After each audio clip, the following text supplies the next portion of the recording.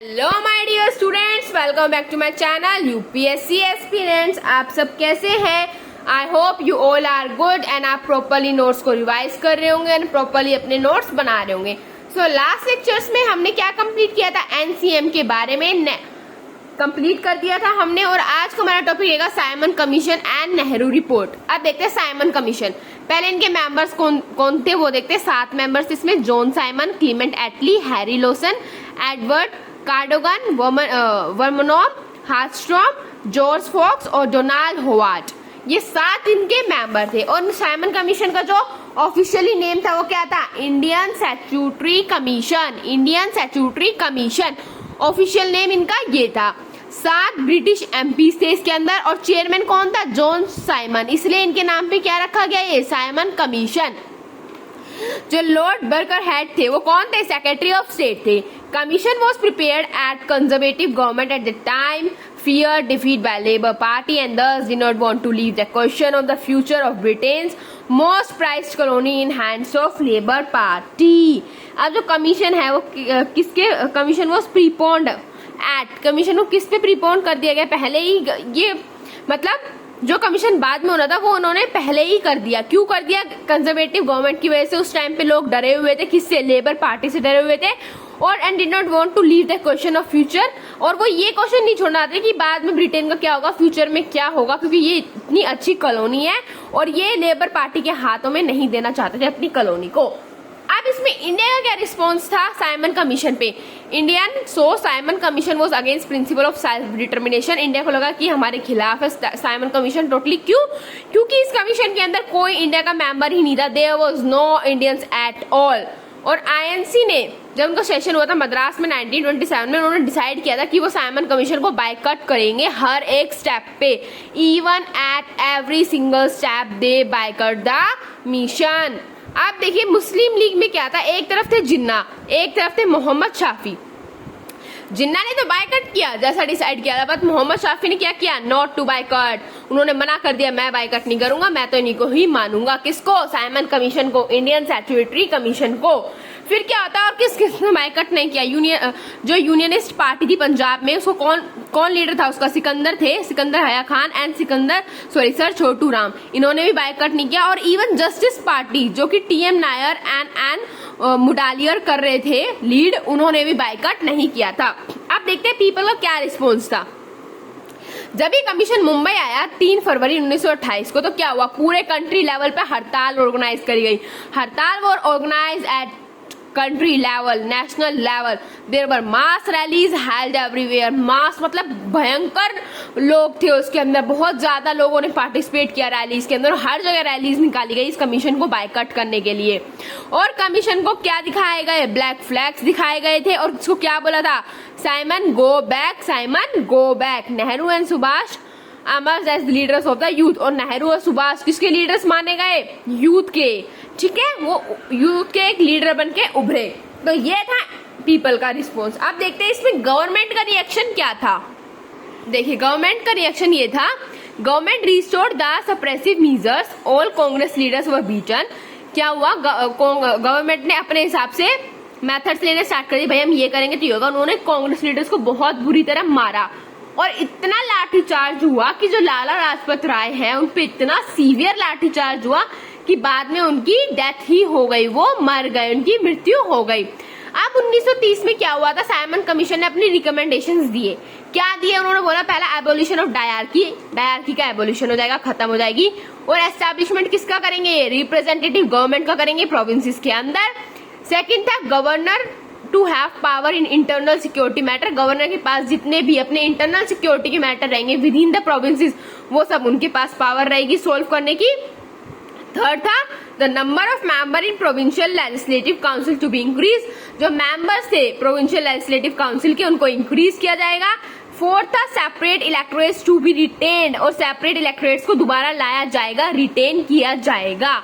ठीक है। फिफ्थ क्या था? No universal franchise. कोई यूनिवर्सल फ्रेंचाइज नहीं होगी, हम जो आपको गाइडलाइन देंगे उसी के बेसिस पे आपकी फ्रेंचाइज होगी। सिक्स था new legislature to be created in NWFP and Balochistan.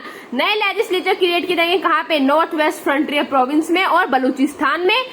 Last क्या था, Sindh to be separated from Bombay, Sindh को बॉम्बे से अलग किया जाएगा, and more Indians in Indian army, और ज्यादा से ज्यादा नंबर में रखा जाएगा इंडियंस को, कहाँ पे, इंडियन आर्मी के अंदर।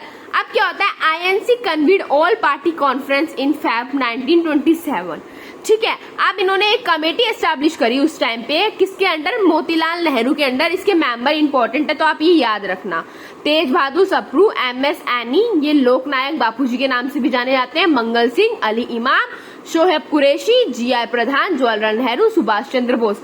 देखिए मैं अभी आपको जितने भी 4-5 दिन से सारे टॉपिक्स कवर करवा रही हूँ, सारे काफी इंपॉर्टेंट है, बहुत क्वेश्चंस आते हैं तो आप ध्यान से पढ़िएगा।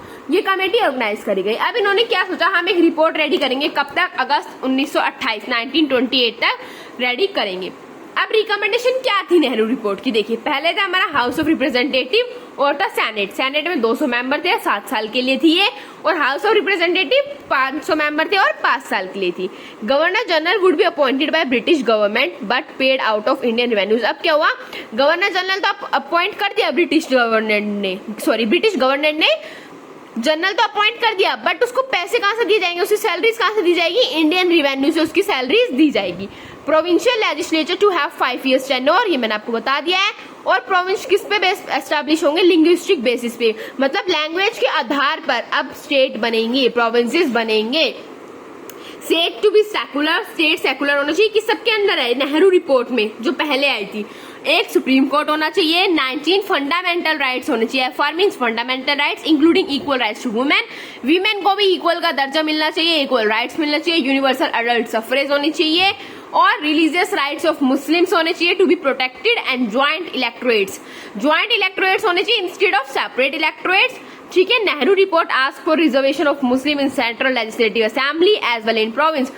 नेहरू रिपोर्ट ने मुस्लिम के रिजर्वेशन के लिए भी बात करी थी, कहाँ पे, सेंट्रल लेजिस्लेटिव में और प्रोविंस के भी अंदर, जहां पे वो लोग माइनॉरिटी में है। डोमिनियन स्टेटस चाहिए, not asking for full independence, ठीक है। अब ये इन्होंने रिपोर्ट तैयार करी, ये सारी इनकी मांगे थी। अब क्या हुआ, JLN मतलब जवाहरलाल नेहरू को ये रिपोर्ट अच्छी नहीं लगी, उन्होंने एक्सेप्ट नहीं किया। वो चाहते डोमिनियन स्टेटस, क्यों, हमें तो कंप्लीट इंडिपेंडेंस चाहिए। क्या चाहिए, कंप्लीट इंडिपेंडेंस चाहिए। अब नेहरू रिपोर्ट 1928 देखिए, इसमें क्या था, and if within 1 year it is not accepted then there will be CDM। इन्होंने क्या बोला, अगर ये हमारी रिपोर्ट एक्सेप्ट नहीं करी गई 1 साल के अंदर अंदर, मतलब दिसंबर 1929 तक, तो हम CDM करेंगे, सिविल डिसोबीडियंस मूवमेंट होगा। In the month of October 1928 अक्टूबर में क्या हुआ, lord Irwin gave one declaration, उन्होंने एक डिक्लेरेशन दी, क्या थी वो, that there will be round table conference in London, एक राउंड टेबल कॉन्फ्रेंस होगी लंदन के अंदर, ये उन्होंने बोला। फिर नवंबर 1928 में क्या हुआ, अगले ही महीने Indian release Delhi manifesto, under which it was said that British should assure Indians that the purpose of RTC would be to grant Indian dominion status. 1928 नवंबर में इन्होंने क्या किया, इंडिया ने एक दिल्ली मैनिफेस्टो निकाला, उसके अंदर क्या बोला, ब्रिटिश को ये हमें विश्वास दिलाना होगा कि जो RTC जो राउंड टेबल कॉन्फ्रेंस का जो पर्पस है वो इंडिया के हित में आएगा, इंडिया के फेवर में आएगा, और इंडिया को डोमिनियन स्टेटस दिया जाएगा, and Congress should be present in majority at the conference, और कांग्रेस जो है मेजोरिटी में होनी चाहिए कॉन्फ्रेंस के अंदर। अब दिसंबर 1929 में क्या हुआ, महात्मा गांधी और मोतीलाल नेहरू थे, ये कहाँ गए, इरविन के पास गए, to ask answer for Delhi manifesto, कि भाई जो हमने चीज दिल्ली मैनिफेस्टो में बोली है तुम उसका जवाब दो, ठीक है। कौन कौन गया था, महात्मा गांधी और मोतीलाल नेहरू गए। फिर क्या हुआ, सेशन हुआ लाहौर में, उनके प्रेसिडेंट JLN थे, और उनका गोल क्या था, इनका गोल डोमिनियन स्टेटस नहीं था, इनका गोल उनसे अलग था, ये चाहते थे कंप्लीट इंडिपेंडेंस, पूरी आजादी, पूर्ण स्वराज चाहते थे ये लोग, ठीक है। फिर क्या हुआ, 26 जनवरी 1930 को एक चीज डिसाइड करी गई कि हम पूर्ण स्वराज डे सेलिब्रेट करेंगे, कब, 26 जनवरी 1930 को हम सेलिब्रेट करेंगे, अपना पूर्ण स्वराज डे सेलिब्रेट करेंगे। और इन्होंने कहाँ पे किया था, on the banks of river Ravi, और एक ट्राइकलर फ्लैग को होस्ट किया गया था, लहराया गया था, कब, 31 दिसंबर 1929 में। अब क्या हुआ, कांग्रेस वर्किंग कमेटी को बनाया गया, उन्होंने स्टार्ट किया मास मूवमेंट, ठीक है। उसके अंदर which would include non payment of taxes. It was also decided that Congress will boycott round table conference of 1930, और ये भी डिसाइड किया कि कांग्रेस उसमें नहीं जाएगा 1930 की राउंड टेबल कॉन्फ्रेंस में। अब इस टाइम तक जिन्ना ने भी अपने ना 14 डिमांड्स रख दी, 14 पॉइंट्स रख दिए कि उनको क्या क्या चाहिए था। पहला था residuary powers to be given to provinces, it means that provinces should be autonomous, provinces autonomous होनी चाहिए, उनको खुद की पावर दी जानी चाहिए, कोई इंटरफेरेंस नहीं होना चाहिए। दूसरा क्या था, adequate representation to Muslim in government services, जो गवर्नमेंट की सर्विसेज है उसमें प्रॉपर रिप्रेजेंटेशन मिलना चाहिए मुस्लिम्स को, और लेजिस्लेटिव असेंबलीज में और प्रोविंसेस में भी प्रॉपर क्या मिलना चाहिए, रिजर्वेशन मिलना चाहिए। Constitutional amendment only after the concurrence of state. Fifth क्या था, constitution should be federal in character. Constitution कैसा होना चाहिए, फेडरल होना चाहिए। सिक्स क्या था, 1/3 मुस्लिम्स को क्या मिलना चाहिए, रिजर्वेशन सेंट्रल लेजिस्लेचर में। सेवन, सेपरेट इलेक्टोरेट्स होने चाहिए। एट क्या था, मुस्लिम को एनी कैबिनेट, कोई भी कैबिनेट में भी 1/3 रिजर्वेशन मिलना चाहिए। नाइन्थ, सिंध का सेपरेशन किससे, बॉम्बे से। और 10th, कॉन्स्टिट्यूशनल रिफॉर्म्स होने चाहिए बलूचिस्तान और NWFP में। रिलीजियस फ्रीडम मिलनी चाहिए हर एक कम्युनिटीज को। मुस्लिम राइट का प्रोटेक्शन होना चाहिए, इवन इन कल्चर में भी होना चाहिए, एजुकेशन में भी होना चाहिए, लैंग्वेज मैटर्स में भी होना चाहिए। 13 क्या थी, no bill to be pass if 3/4 member of Muslim consider bill against their interest. मतलब कोई भी बिल पास नहीं करेगा अगर 3/4 मेंबर जो कि मुस्लिम कम्युनिटी के उन्होंने कंसिडर कर दिया कि ये हमारे इंटरेस्ट के खिलाफ है, हमारे हित में नहीं है।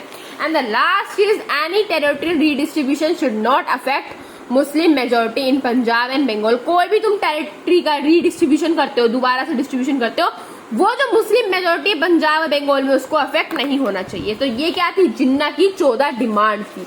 ठीक है, आई होप आपको आज का लेक्चर समझ में आया होगा। हमने क्या क्या पढ़ा, जिन्ना की डिमांड्स पढ़ी, फिर ये देखा कि नेहरू रिपोर्ट में कैसे क्या हुआ, उनकी डिमांड्स क्या थी, उन्होंने क्या मांगा, और उससे पहले हमने पढ़ा साइमन कमीशन, फिर किस किसने बायकॉट किया है ना, और पीपल का रिस्पॉन्स क्या था, गवर्नमेंट का रिएक्शन क्या था। तो गाइज आज का वीडियो इतना ही रहेगा। नेक्स्ट लेक्चर से हम लोग क्या स्टार्ट करेंगे, नेक्स्ट लेक्चर से हम लोग स्टार्ट करेंगे डांडी मार्च, और इसमें डांडी मार्च में देखेंगे और भी कहाँ कहाँ यही चीज फॉलो करी गई। So bye guys, take care, have a nice day, अच्छे से पढ़िएगा।